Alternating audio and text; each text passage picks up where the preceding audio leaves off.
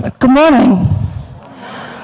It is a pleasure to be here. My name is Anne-Marie Waters, and I have spent the last decade of my life trying to tell the truth, and I have paid quite a high price for it. I started out my political career in the UK. I started out on the left. I was a member of the Labour Party, an activist with the Labour Party. And I left because they wouldn't allow me to tell the truth. In fact, they punished me quite severely when I tried to tell the truth. It was a truth that was inconvenient, both to them and to the rest of the political establishment in my country. And that truth was that we had allowed immigration, specifically Muslim immigration, which was destroying our country. It is continuing to destroy our country. We don't want mass immigration of any kind. I mean, immigration is fine, but this is what we're talking about here is not immigration, it's mass population shifts from societies with which we have very little in common into our formerly free democratic countries. It has resulted in rape gangs roaming our streets, almost exclusively made up of Muslims, raping young, almost exclusively white girls who they view as trash. It has resulted in terror attacks. It has resulted in ghettos, Islamic ghettos, under Sharia law. And I did not see a bright future if we continued down this road. I left the Labour Party after I'd spoken at Oxford University and said that Islam was not a religion of peace. I left.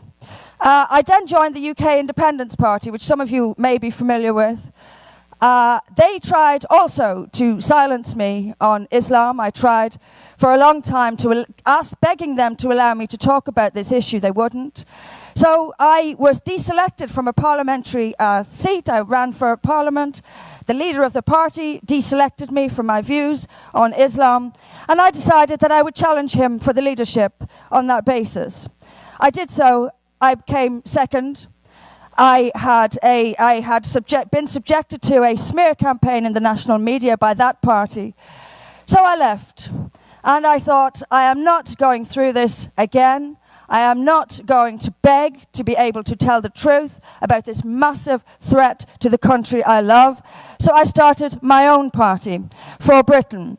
I'm very proud of it, and I'm proud of its success so far. How does this relate to Donald Trump in the world, you may be wondering? His victory. I had no interest in Donald Trump. I knew I didn't want Hillary Clinton to win because she was in Saudi Arabia's pocket, for one thing. But I had no real views on Donald Trump. I thought, Donald Trump... since he's become president, my respect for him has just exploded. For several reasons. One of them is he actually wants to do what he said he was going to do when he was running for election. That is what I want from a politician. In fact, he's not a politician, which is, of course, one of the things that makes him, it maintains his integrity. What his victory has done is allow people like me, and people who support and follow people like me, to know that you can tell the truth and still win.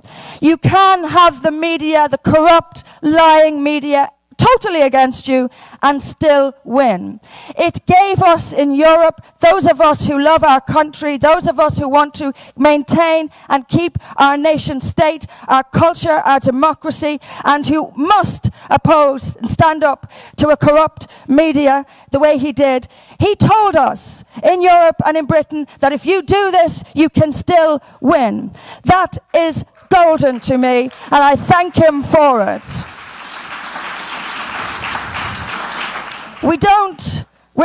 My party is starting out, we don't have much. We have a media against us. We have an entire political establishment against us. We don't have the billions, unfortunately, that Donald Trump has, but we have done really well. In our first year, we're not even a year old yet. We have already, at local elections, beaten every other small party in Britain. Weeks only after starting, only weeks in, we beat every small party in Britain. Because I know I know that the British people, like the American people, were waiting for someone of honor, someone who would say it like it is, and someone who talked like they talk, and someone who would stick to their promises. You have Donald Trump. I intend for Britain to be our equivalent. Thank you very much for having me here this morning.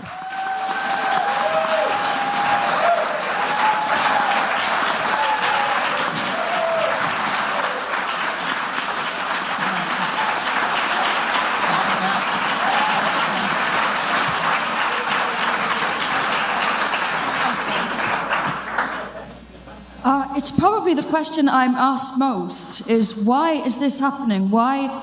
Just to explain, we are living in the George Orwell novel 1984 in the UK. We are living in it. We are seeing something with our own eyes, and our politicians are telling us that's not there, that's not happening.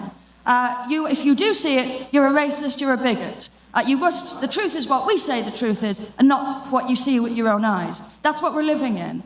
You are almost as likely, if not more so, to go to jail for insulting Islam than for raping a child in the UK today. We are a complete mess. Why is it happening?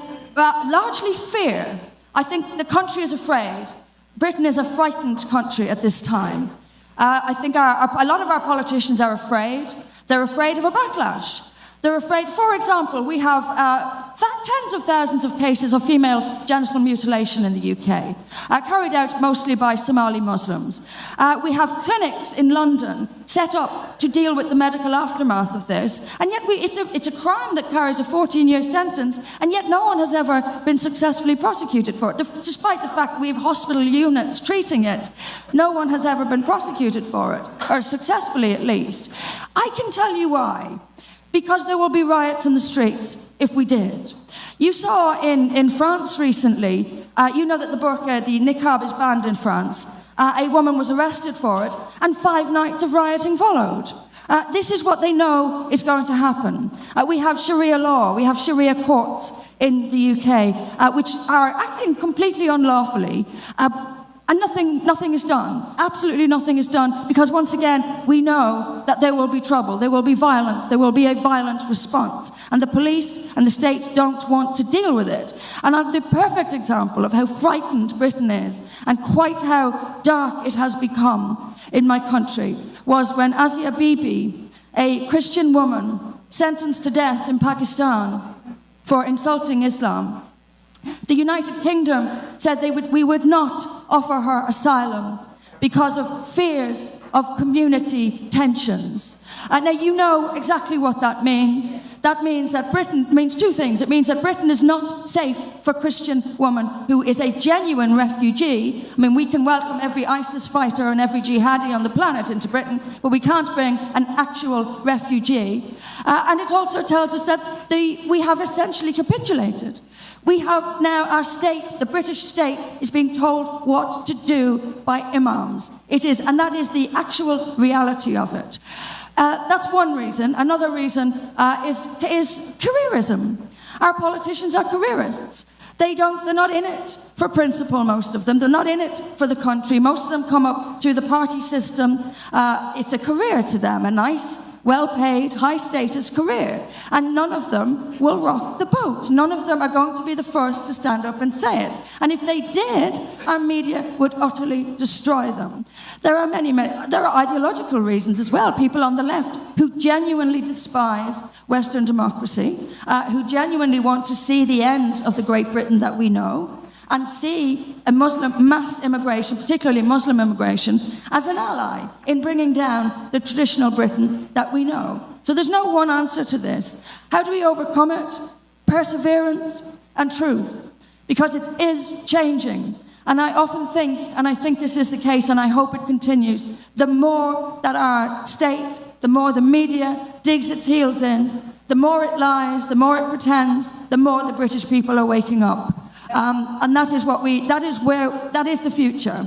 We will wake up. 47% of the British public want a complete end to immigration from Muslim countries. Now that's a pretty strong position to hold, and it's almost half the country. They also 42% want to vote for a new political party. That looks good for us. Thank you.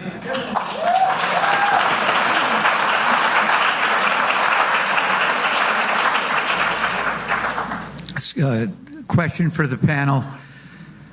Although immigration... Can you just make it to one individual, because we don't have enough time for everyone to respond? Okay, for Ms. Waters, while immigration is a tremendous problem, we know that there is a tremendous amount of homegrown, perhaps second immigration, native-born Muslims who live in Britain who cause a huge number of problems. What do you do with the population that exists in these countries, not only Britain and others, who have been there for a long time, who simply have not adopted Western values and are trying to overthrow the system? We apply the law.